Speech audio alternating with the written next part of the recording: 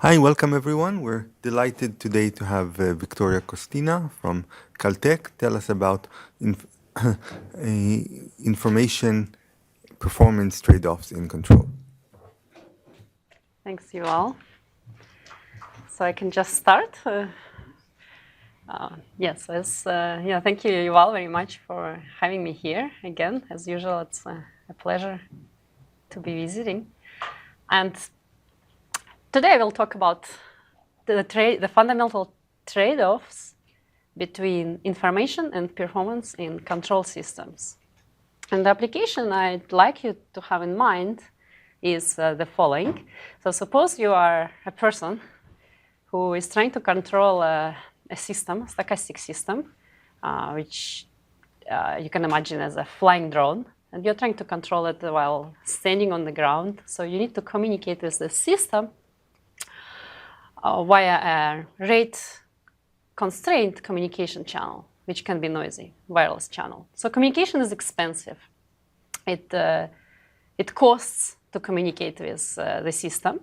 It costs you in battery life. And what we would like to understand here is that what is the minimum communication rate? So what is the minimum number of bits per second then that you need to send to your system in order to meet the control objective? And the system is modeled as a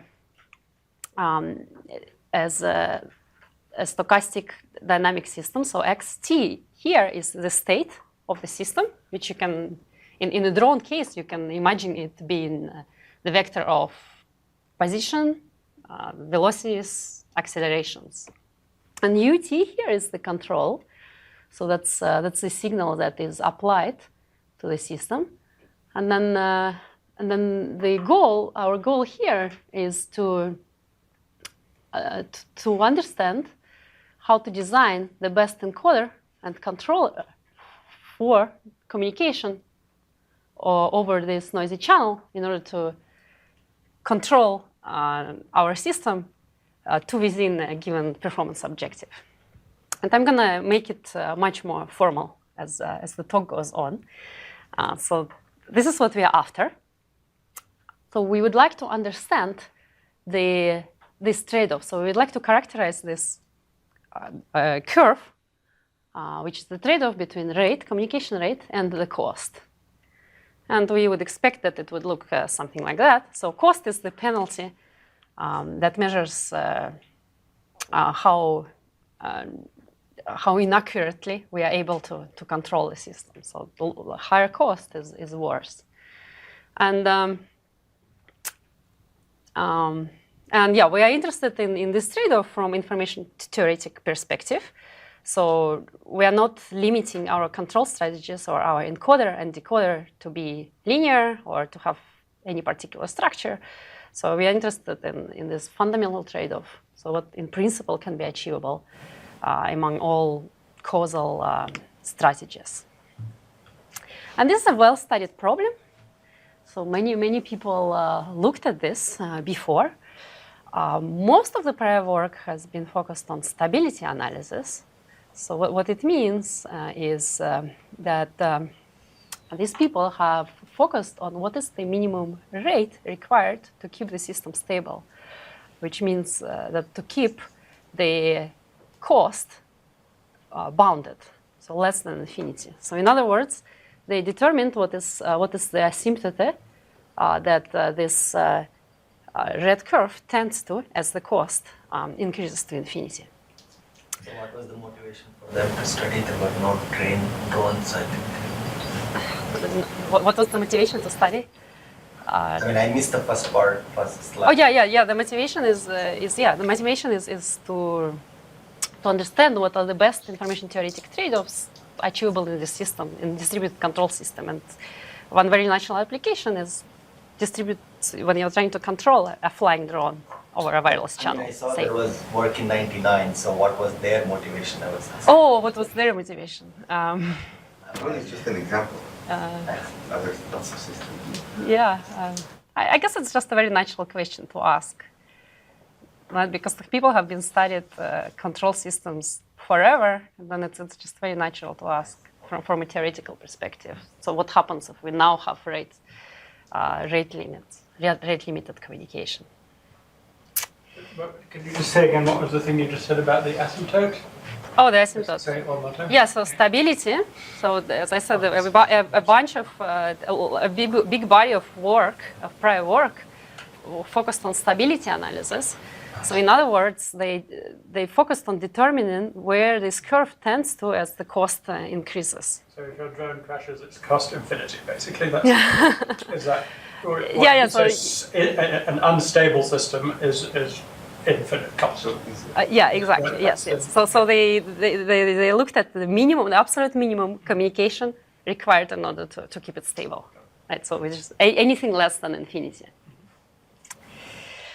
Okay, and then this asymptote is actually also known, and this comes from control theory. So and what we are doing here is we want to study the entire trade-off. Okay, so some work has also focused on bounded system noise. So this is a non-stochastic problem setting where we assume that the system noise is bounded, and then it simplifies analysis a lot.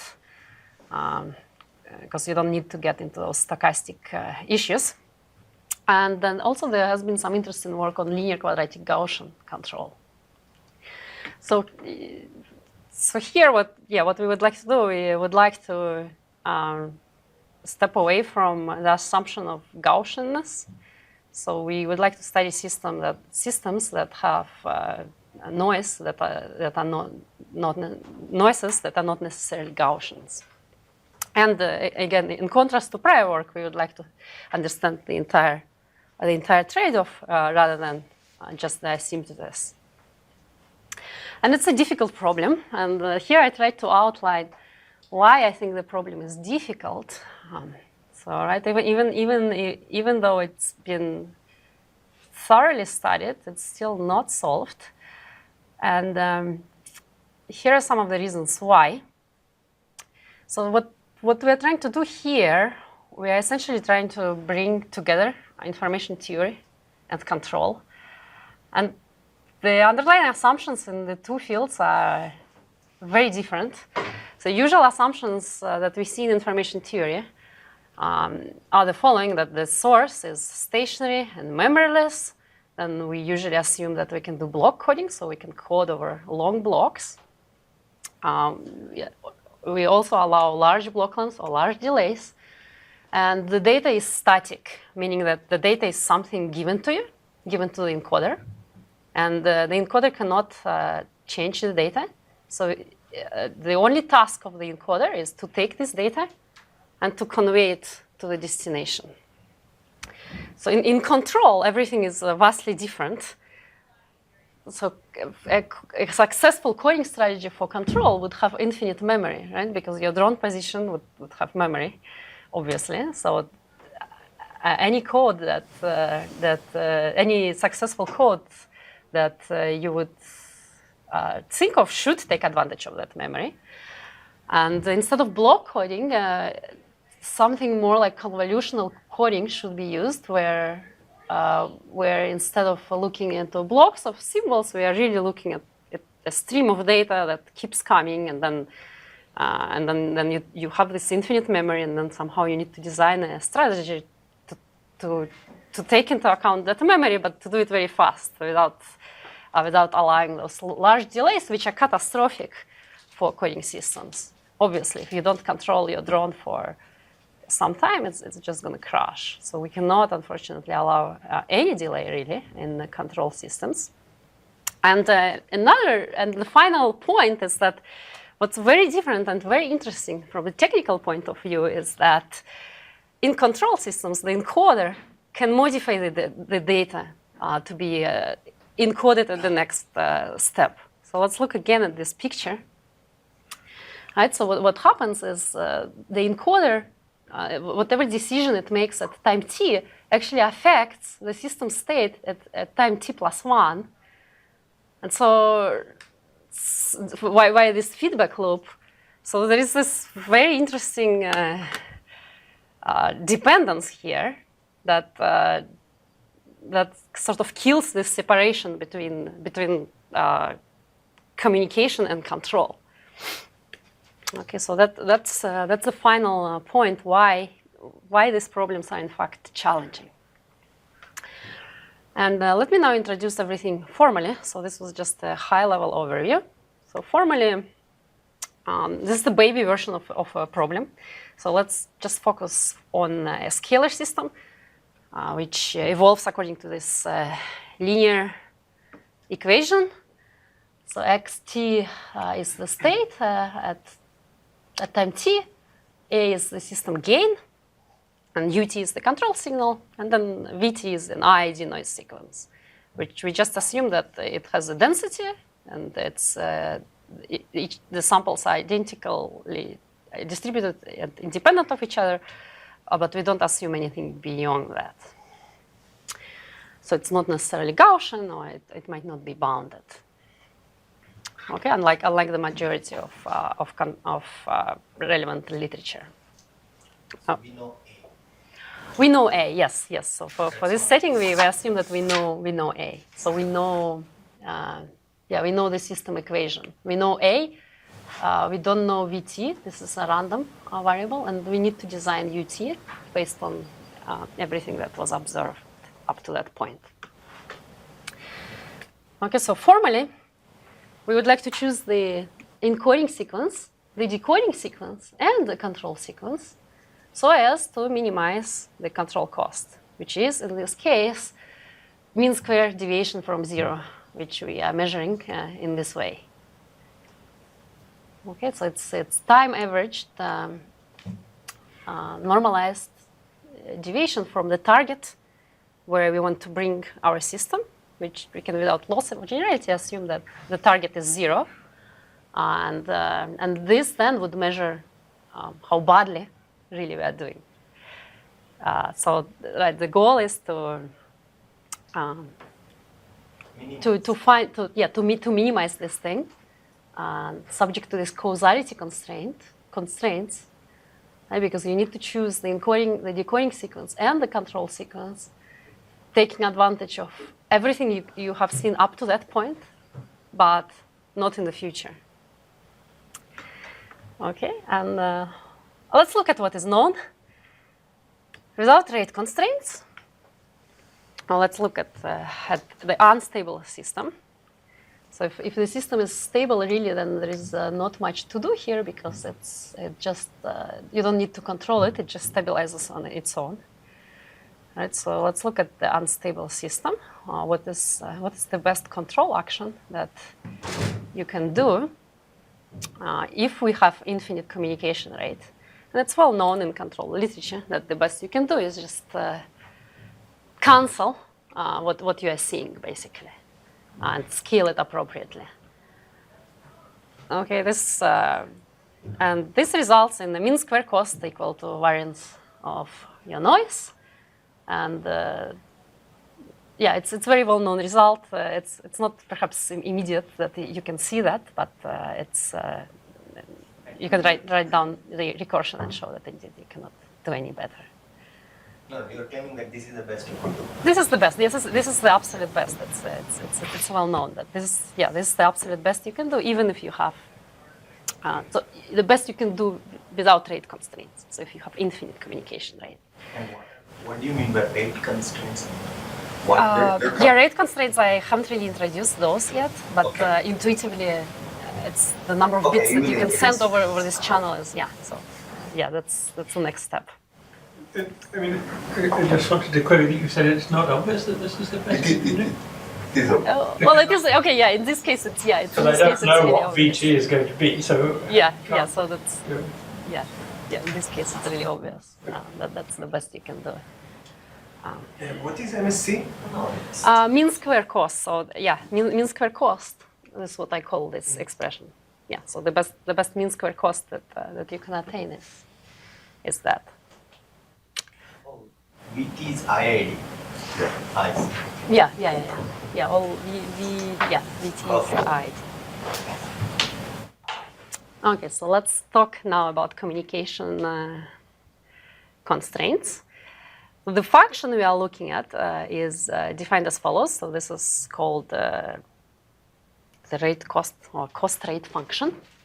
And so we are looking at the minimum cost compatible with information rate R. So that's our mean square cost. And we are looking at minimizing this value over all encoders, encoding and decoding strategies and control strategies, such that all of them are causal. So UI belongs to the sigma algebra generated by everything that it had observed so far. And then there is this mutual information constraint between the encoded value, the decoded value, given the past. So UI in sigma, you wrote GI, but you mean G1 through GI? Or G, oh, so Yeah. the everything. Okay. Yeah, so it's for all i's. So we want to find the minimum over all such strategies, from 1 to t minus 1 in this case. So this constraint captures the communication constraint, and it has an operational meaning, and I'm going to talk about this a little later.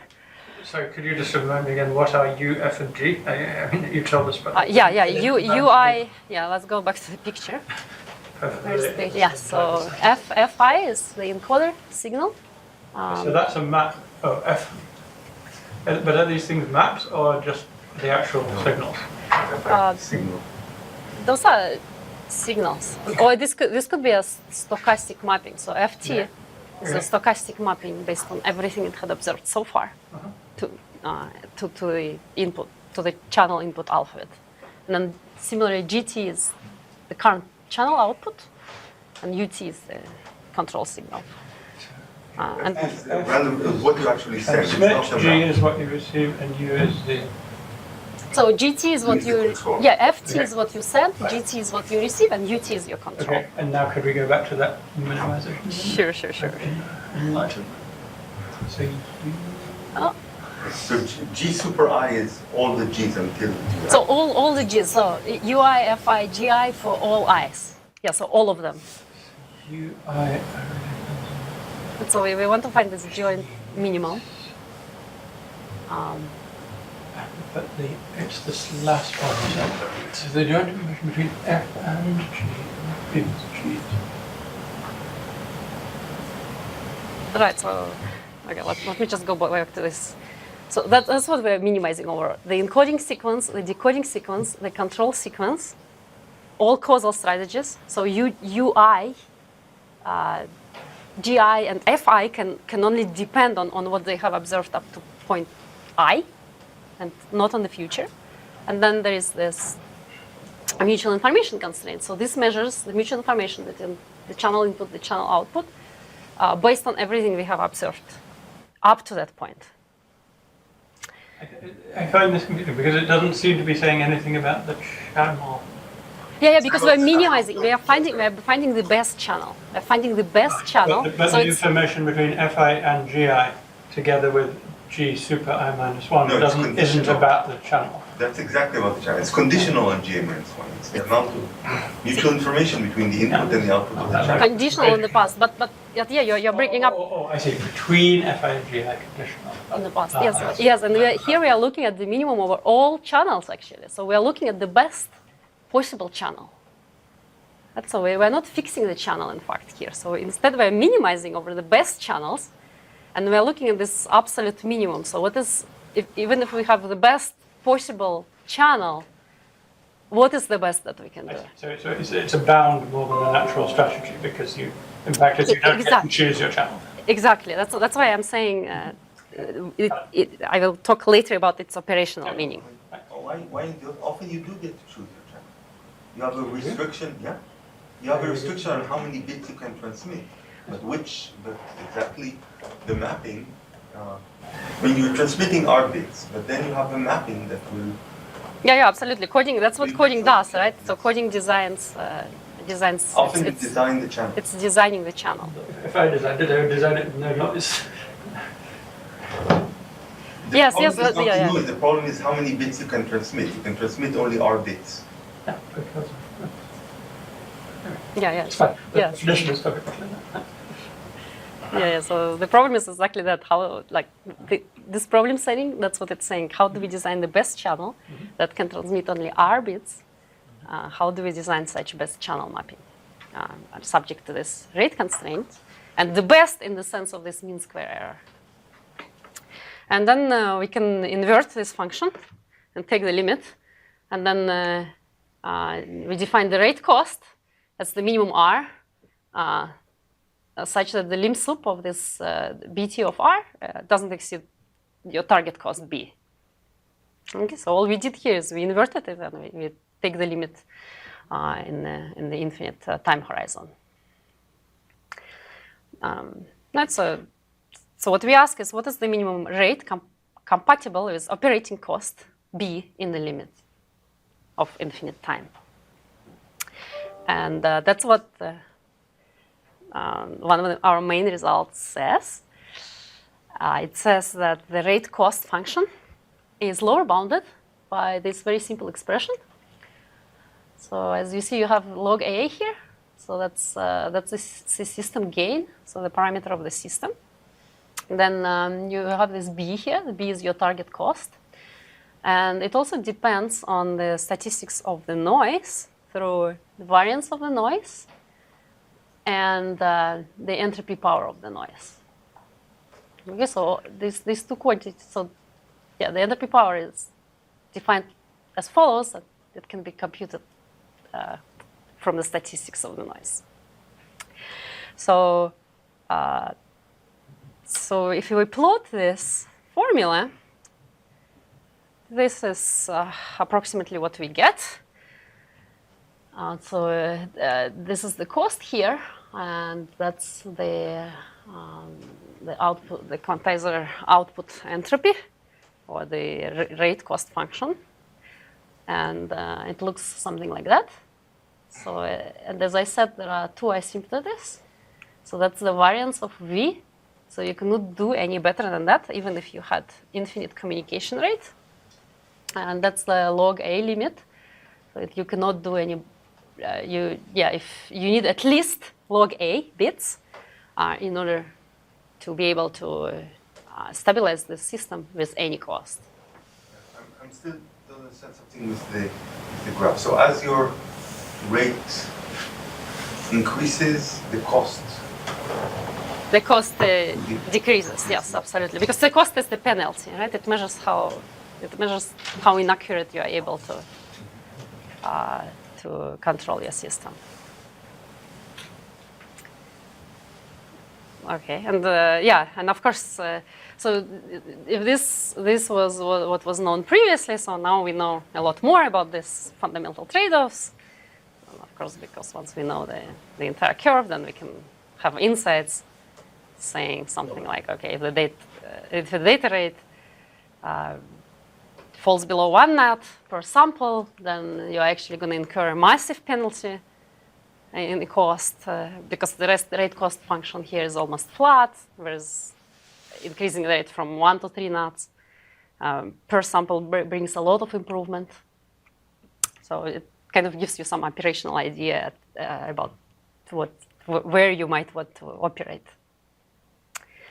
And the bound is provably attainable, and I'm going to show you that in the following.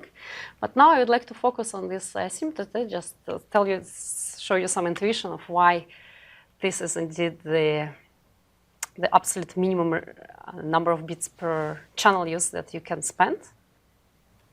And this is really not any proof. It's just some very wrong intuition, which is nevertheless helpful to have. You mean wrong intuition? Yeah, it's kind of I mean, you cannot really prove. It's not a proof, but it's just some intuitive notion.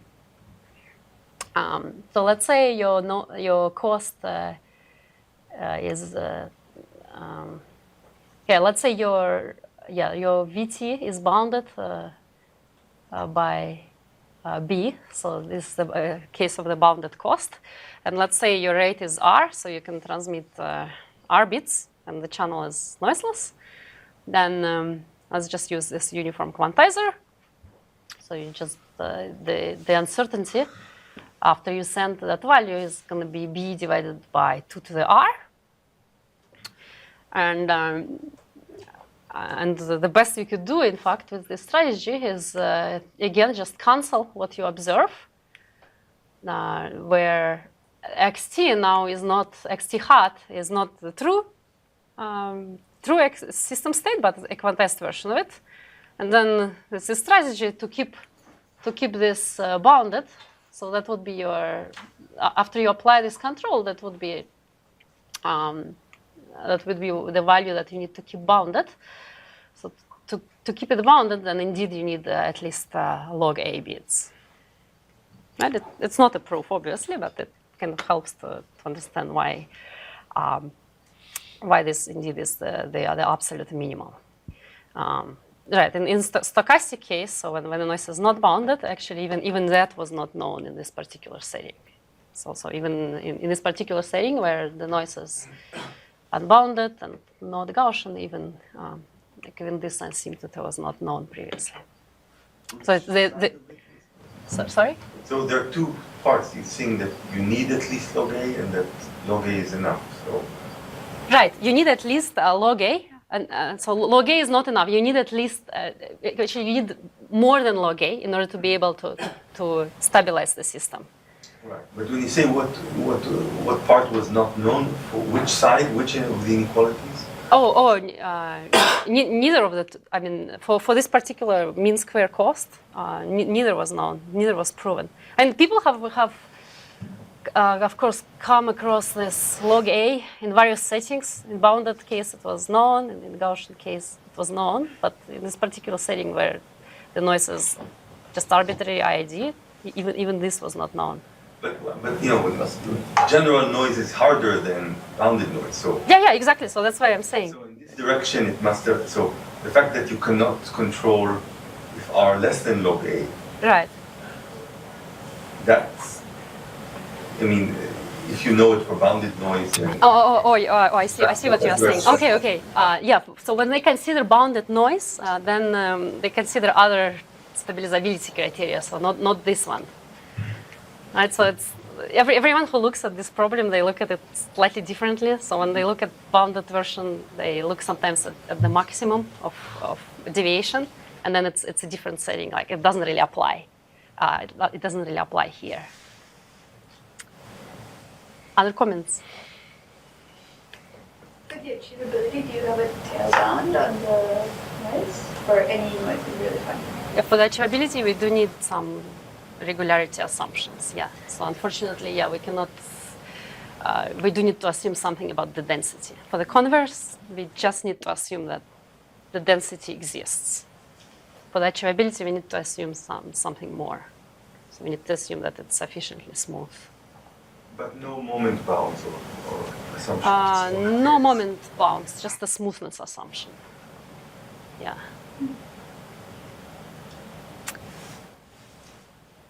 Okay, yeah, so to emphasize again, the lower bound does not impose any assumptions on the structure of the code, and it holds as long as the noise process is memoryless and has a density. So we do not assume here that the codes are linear, memoryless, or simple to implement. So it's an information-theoretic approach. So we quantify the best fundamental trade-offs possible within a general class of causal strategies. And of course, the very important question that we need to ask next is, can we really achieve or come close to that bound in practice? And in this direction, we show that indeed we can.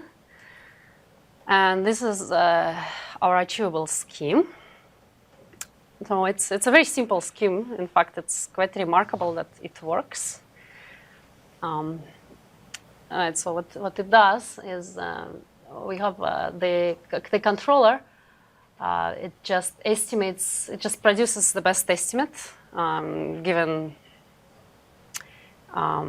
everything it had observed before up to that moment, and then the encoder it instead of sending the value of xt, it just sends the value of the difference between the true system state and the controller's belief about the system state, which is called innovation. So it sends the quantized value, so Q denotes quantization of this difference. And the controller then, what it does after it receives this update, this quantized value of innovation, it just takes its prior belief and it adds this quantized value of innovation. And yeah, the most it's very simple scheme, and the most amazing thing about it is that it actually works. That it actually approaches very closely this lower bound that I just showed. And the quantizer actually that we use here is very simple. It's just a uniform scalar quantizer, or when we go to vector systems, it's just a lattice quantizer. So the simplest thing that you can imagine. So, would it be possible to compute this x hat in reality? I mean, it sounds like it's very complex. Oh yeah, that's a great question. Yes, you can compute it. Yeah, in fact, you don't really need to do that. You just need to take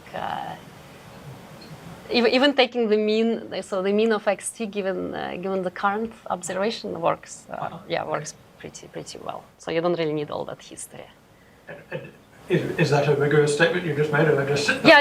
It's. I mean, in the proof, yeah, that's what we do. In fact, yes. Okay, and then the upper bound.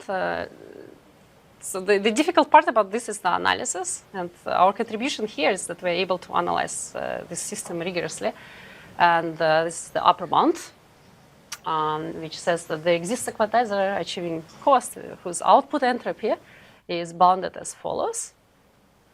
So the first two terms here coincide with the lower bound, so the rate cost function.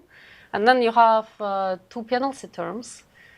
So the O1 term, this is a finite block length penalty. So it measures the penalty due to the fact that you are not operating at infinite, in the limit of infinite block lengths. And we have an exact formula for that in the paper here. I didn't put it. And then the second term gives you a penalty that vanishes when the cost approaches the minimum value, and otherwise it increases, but it's always bounded by a constant. Okay, so it's constant times this difference, or actually it's the minimum between a certain constant times this difference and another constant. Okay, so the difference between, so what it tells us is that the gap between what is truly achievable and that lower bound is explicitly bounded by this result. And if you plot this, what you obtain, in fact, is something quite remarkable, because it's. I was very surprised when I saw it for the first time, that it's very, very close. So these two curves are very close, and this is perhaps the worst case in a certain sense, because here we are using it's scalar system, so it's uniform scalar quantizer. So the block length here is 1. So this first term, or 1, that is the penalty due to the block length, is the worst possible.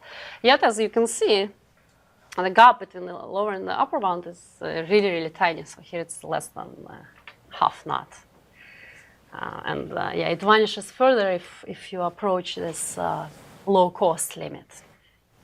So yeah, that's a major insight, that the information theoretic bound, converse bound that we showed, in fact, has operational meaning.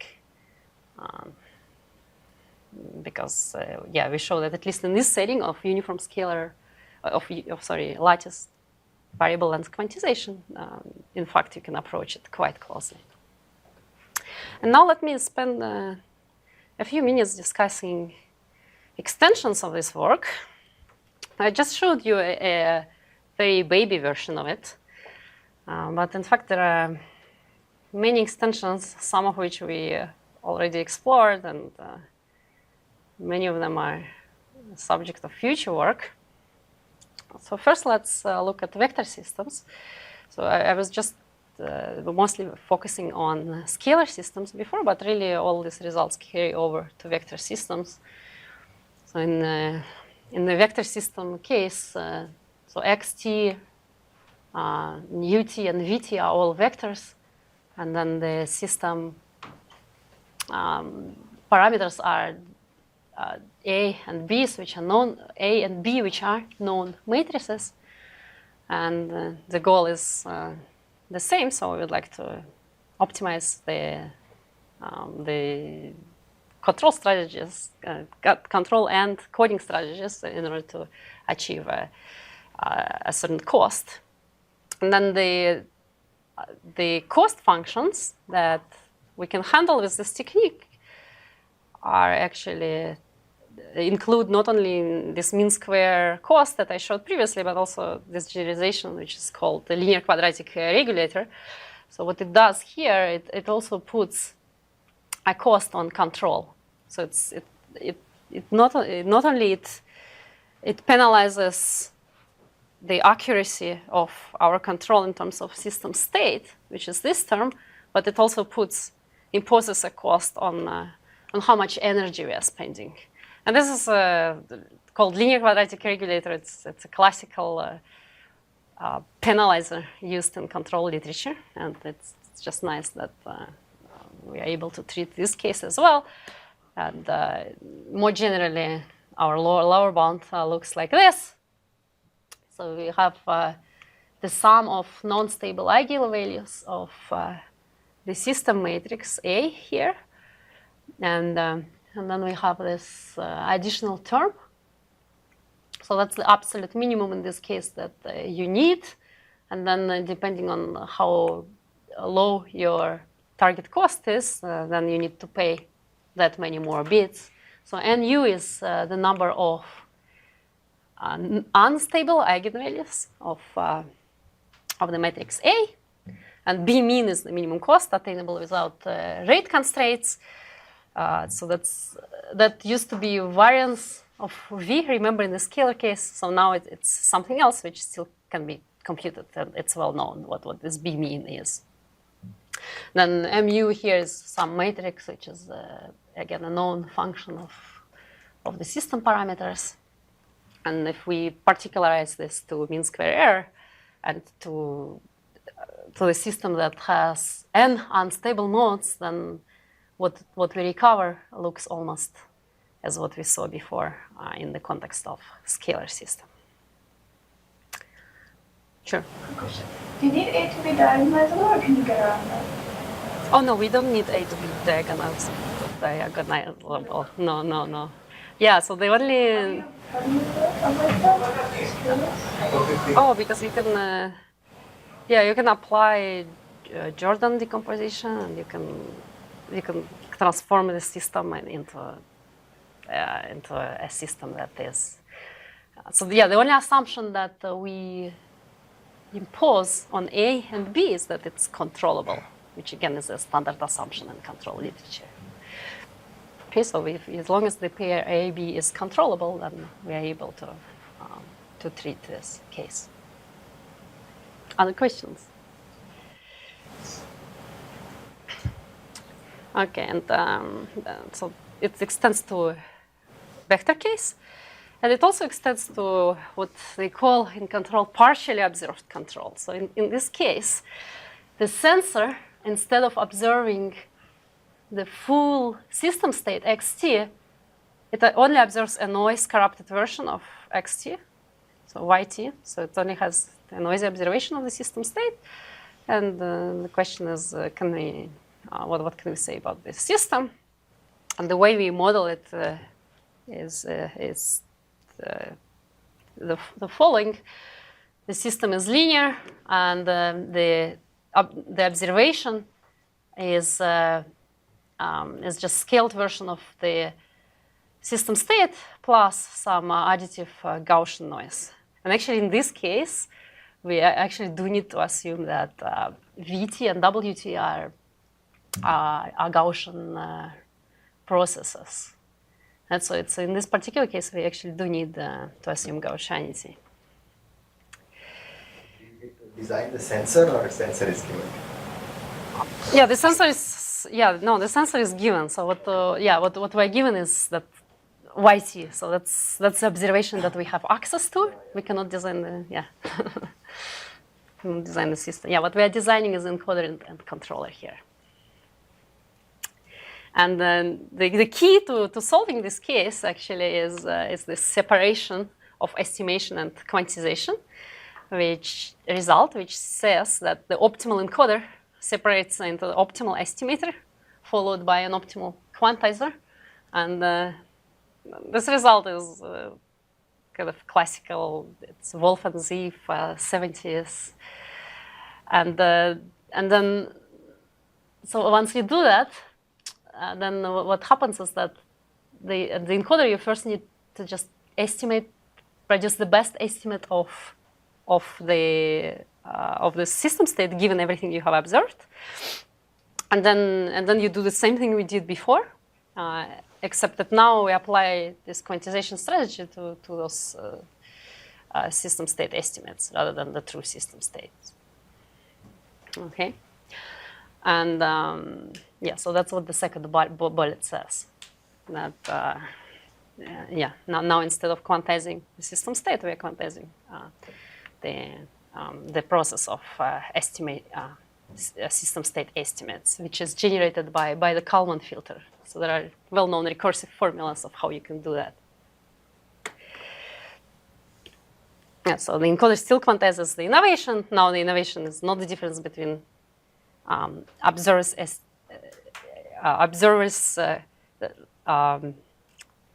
So only now the innovation is the difference between the observer estimate and the controller estimate, rather than the controller estimate and the true state as we did before. Okay, and then another generalization we did with people in this room is to systems where the gain is unknown, so which we modeled as follows. So here, instead of A being a known matrix, we assume that it's not known or known imprecisely. And the way we model it, we model it by saying, okay, AT is a random process which is independent from the additive noise of the system.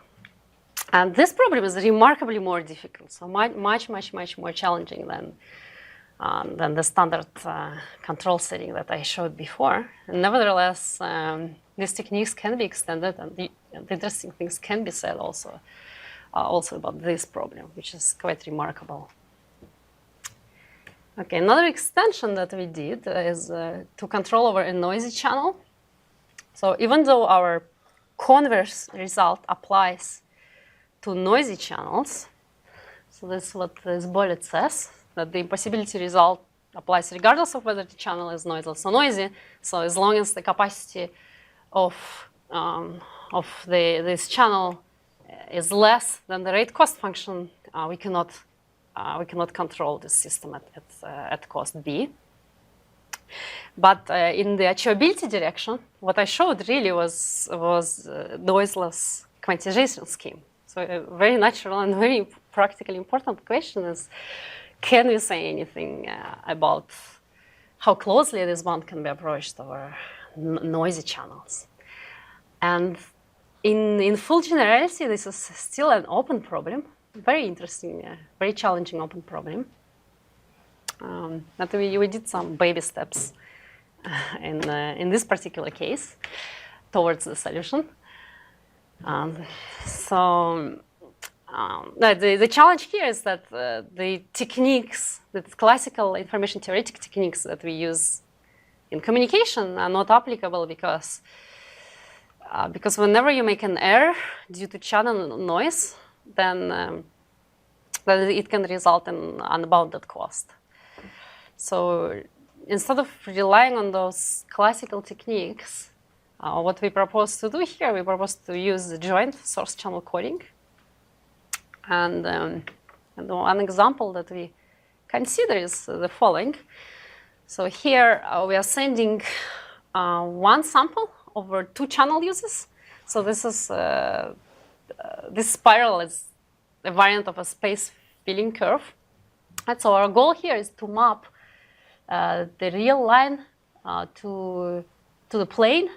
So a naive scheme would be repetition. So you just repeat, and you send the same symbol twice, and that would result in this diagonal line. And a more interesting technique would be to use a nonlinear mapping. And the mapping that we chose to use here is actually due to Shannon and Kotelnikov, again, a classical scheme. So it's right. So it's a mapping that maps a line to this plane, and it feels better as space than the naive repetition. And what we observed is that in fact it does better than repetition. So this the blue curve here is the repetition scheme, the linear and the linear repetition scheme, and the black curve here is the nonlinear spiral-based scheme, and then the red curve is the converse result, the absolute minimum that we can achieve. So there is still a gap, which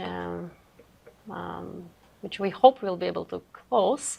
The one important observation is that there is actually a region of channel SNRs here where the system cannot be controlled with the naive technique, but it can be controlled with this nonlinear joint source channel coding. So it's just. So just to understand, I mean, it's fascinating, and I really want to understand it. So where this fits into your flowchart is that's you do this thing before you send the information over the channel, this spiral thing. Oh, this is your encoder, right? So that's what before you send it. Yeah, exactly. So that's. So you take your, and what's the intuition for why it's helpful to do this? Why it's helpful? Can you again explain the setting where you're doing this? So you have the. Yeah, the setting is that okay. So the communication channel. Let's go back to I guess I don't know where I had this picture somewhere. Yeah, here. Okay, so the model is that this channel is now a particular channel that is given to you, and this channel takes as an input. So it's you can have 2 channel uses. So you observe a scalar value here, but you have 2 channel uses to send it over. So you are mapping a real line to a plane here. Right, so you're sending one sample over 2 channel uses. And the question is, how do we design this encoder and decoder mappings for this particular channel? Right, and then naively, what you can think of, okay, we have 2 channel uses, so I can just repeat, so I can just send twice my sample, my observation. I can scale it properly according to my power constraint and just send it twice. And the less obvious technique would be to have some more intelligent mapping. But again, why a spiral and not something like a piano chord? Oh, that's a great question. We are not claiming that this is in any way optimal. It's just a proof of concept that you can do better with joint source channel coding techniques. You can obtain gains. Absolutely, we are not claiming in any way that this is optimal. So what does the channel do though? So the channel adds Gaussian noise. Yeah. So then you would sort of try to do nearest neighbors. Yeah, exactly. Yeah, the decoder just right. So you send this into the channel, and the channel describes this. So it shifts a little bit what you receive, and then you just project it onto the nearest line. Could I take you back to the one slide earlier? Because you said separation techniques do not work. I don't understand. I mean, right? So what do I mean by separation-based techniques? Okay, this separation means that first you quantize, So you discretize your source, and then you send over send this discretized version over the noisy channel. So what happens if you have an error there is that you have this. You always, whenever you communicate over a noisy channel, you always have this non-zero error probability. So the probability that you confuse the encodings of those 2 points, and it screws up completely the control, because control systems are extremely sensitive to memory. So that's why it doesn't work here. So you need to do something much more sophisticated than just. And the reality of the situation you're modeling is that the channel itself allows you to transmit real numbers. It's just that you don't get noise. Yes, absolutely. Yeah, the constraint here, of course, is that it's a power constraint. That we are constrained by power, by the transmitter power. So we cannot just blow it up. But then there's some theorem that says if the channel is discrete, you simply can't do it discrete with noise. If the channel is discrete, no, I mean you can do separation, but it's not going to work, because still, I mean, if the channel is discrete, work in the sense that it's even unstable, or just that it's not optimal. That's what I just don't know how to do it. It's an open program. I mean, information theorists know how to do it for communication. Okay. Right? So you quantize and then you send. But in control, you are always going to have this non-zero error probability, and that kills you. Which doesn't look good. Yeah. Okay. And I guess my time is about to run out, right? So I don't really have. You have 10 minutes. I have 10 minutes. Okay. Okay, then I do have some time to tell a few words about our proof techniques. And so let's look at this problem again. So let's go back to the very beginning and look at what we are trying to consider here. So we are trying to find the minimum, or to find the lower bound to the minimum of this expression, which is over all coding strategies allowing full use of the memory of the past. So it seems very complicated, and it is. And moreover, the distributions of these xi's are complex to describe. So it's not, you cannot just take information-theoretic techniques and say, this is what you need to do, because it's very difficult to describe the distribution of these guys. And moreover, the control action at previous time affects the data to be encoded at next time instance. So it's at first glance, this problem is really, really challenging. So how do we approach it? Well, we use the combination of old and new techniques. So you use a classical technique from control, the dynamic programming principle.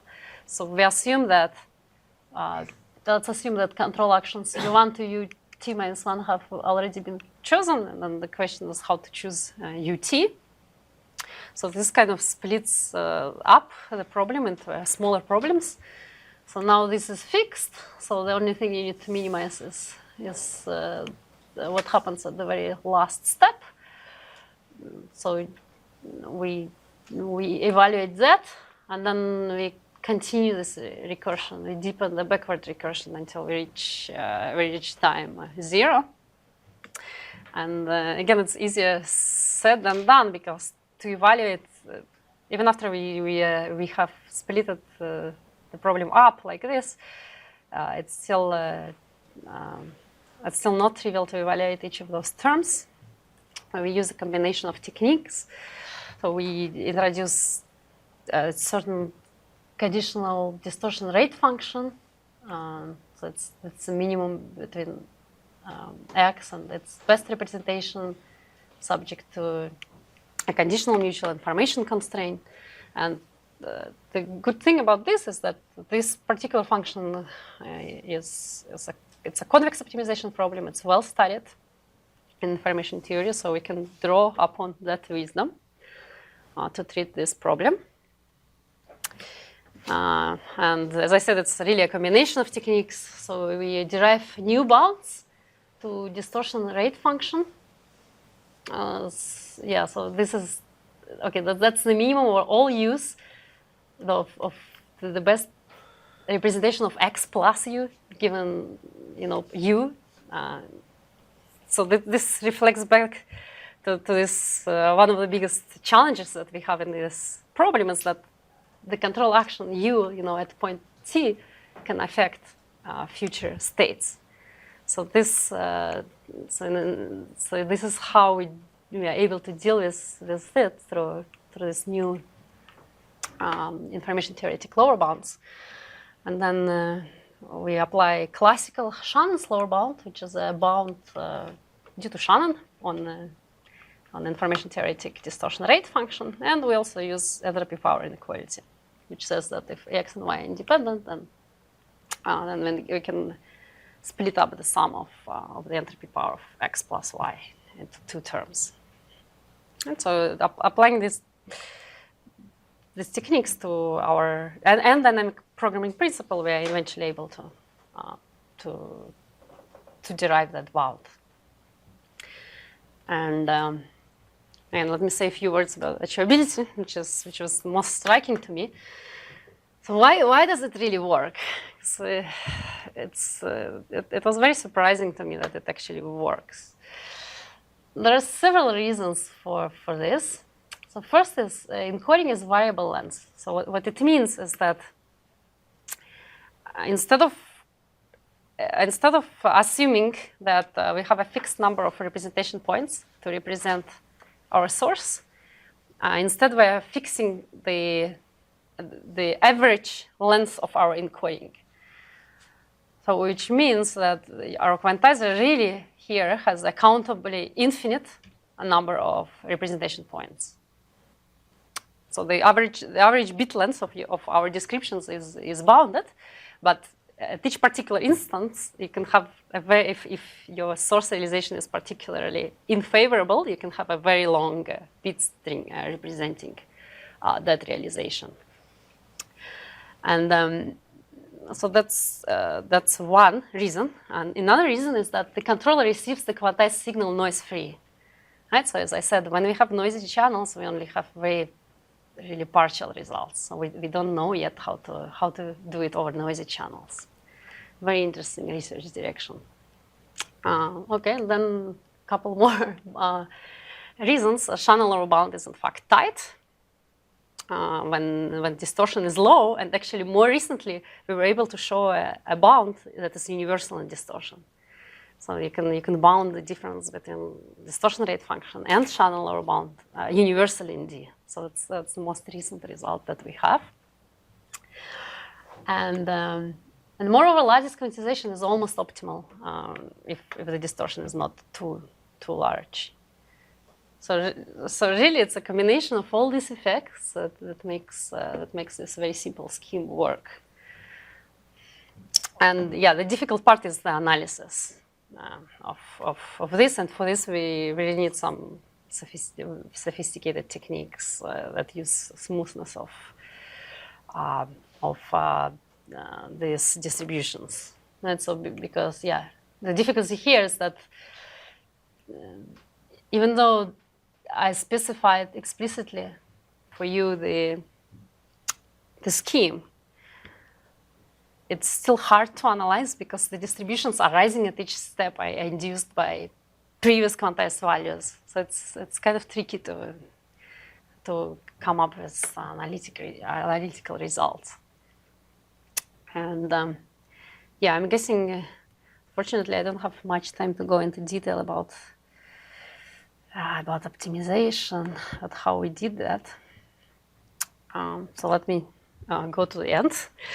Yeah, so the main contribution here are explicit converse result for the rest cost trade-off in linear stochastic control, which applies in the general class of codes that take full advantage of the memory, not constrained to be linear or have any other particular structure. The converse can be approached by a very simple quantizer that only quantizes the innovation, and the result do not require the system noise to be bounded or Gaussian. Lots of exciting open problems. For example, what do we do if we are not allowed variable rate quantization? So which is, in practice, often happens that your quantizer has finite dynamic range, meaning that you have only m representation points. You cannot really say, okay, if I have a bad noise realization, let me just use a little bit more bits. So what if you don't have that ability? Then can we say something? Can we show? Can we show whether we can approach that lower bound using fixed rate quantization? Control over noisy channels in general, yeah, not solved. And yeah, control with random communication delays, also an interesting direction. Yeah, and more recently, actually, we looked at this control over noisy channels. Again, a particular class of noisy channels, namely packet drop channels. So those channels, they look at the input, and then they drop the entire packet, or they transmit it with some probability, noiselessly. And then, so these techniques generalized to that case. Yeah, beyond that, we still don't know, and we are still very curious what happens. Yeah, so let me just thank all the collaborators, some of who you know very well. And yeah, thanks for your attention.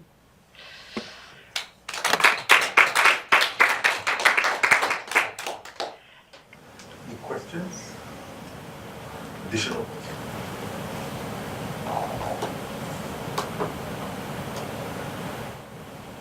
Okay, so Victoria is here until tomorrow evening. So, thank her again.